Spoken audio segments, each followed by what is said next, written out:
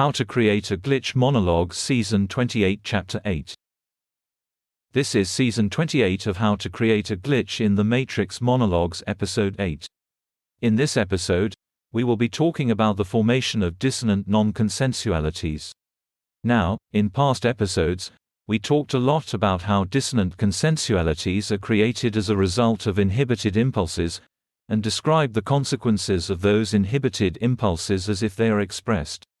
The alternative, if inhibited impulses are expressed involuntarily, produce dissonant non-consensualities, that is, parallel dissonant spaces where the fulmination of those impulses are made manifest.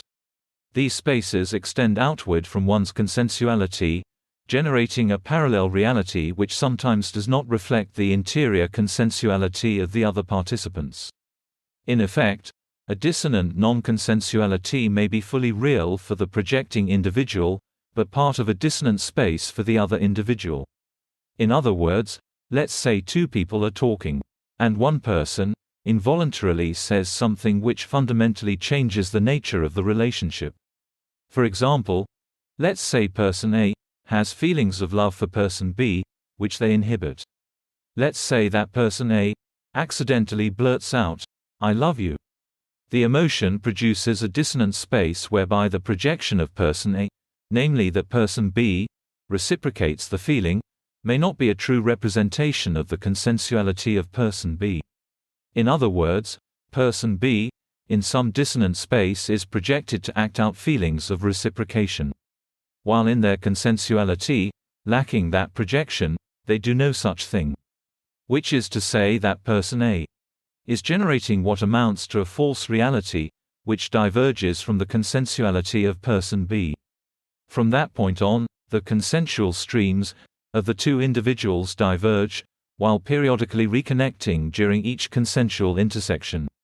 But intermingled with the consensual interactions are dissonant projections, during which time person A is interacting with what amounts to a non-consensual and absent vessel.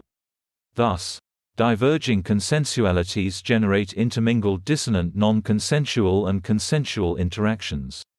In effect, one can exist in a bubble universe created with consensual and non-consensual interactions, parallel dissonant consensualities and divergent dissonant non-consensualities. A combination of these produces mobility within the parallel, converging and diverging streams of experience. Recognizing when one has stepped into a divergent dissonant non-consensuality is about recognizing when one's stream of experience doesn't fit the pattern which preceded it or follows it. In effect, one can identify the consensual components of an exchange by identifying when the other's action is consistent with directness, which is reflective of historical parsimony. As parsimony will always determine what stream or path is remembered by the majority. Parsimony will typically choose the path which possesses the greatest quality of directness, that is, the one where impulses are expressed. That's the end of the podcast for today. If you enjoyed it, please like, comment and subscribe.